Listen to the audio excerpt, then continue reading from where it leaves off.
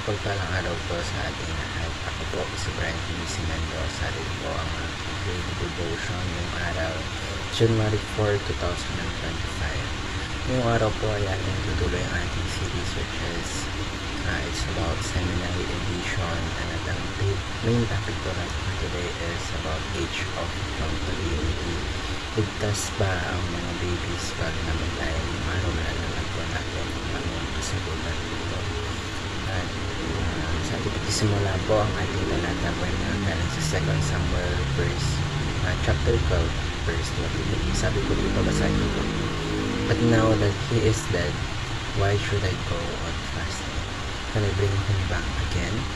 I will go to him, but he will not return to me. Ngayon upang mas bigyan natin ito ng kahulugan, ngayon po tayo po idalaon sa ating mga teachings para sa araw na ito. Ano po? All people inherited the original sin.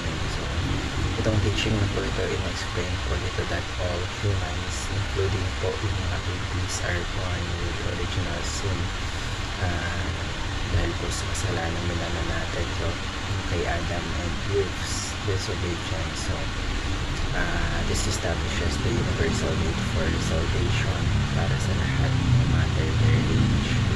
Ikalawa po, God alone saves by grace through Christ. Salvation, hindi po natin na-earn, but it is a gift from God through His grace. So, ang ating Panginoon sa Kristo, His sacrifice on the cross and that makes salvation available to all, including those unable to respond, kaya po ng mga babies. Ikatlo po, children can be saved by grace. So God's grace extends even sa mga children, including yung mga babies who pass away.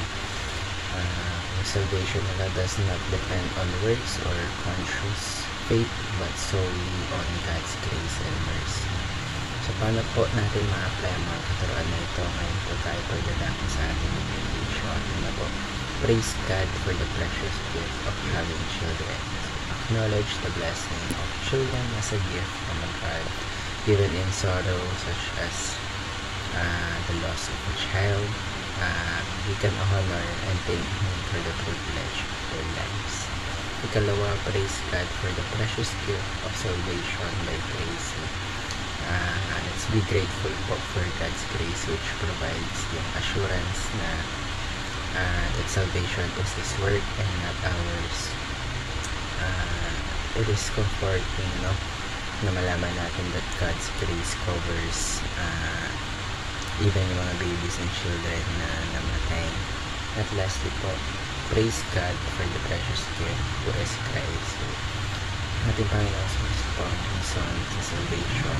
Baka dito possible. So let's thank God for the ultimate gift of His Son, whose sacrifice makes it possible for even the younger, including babies who die, to be safe in His presence. Marami po tayong natutunan sa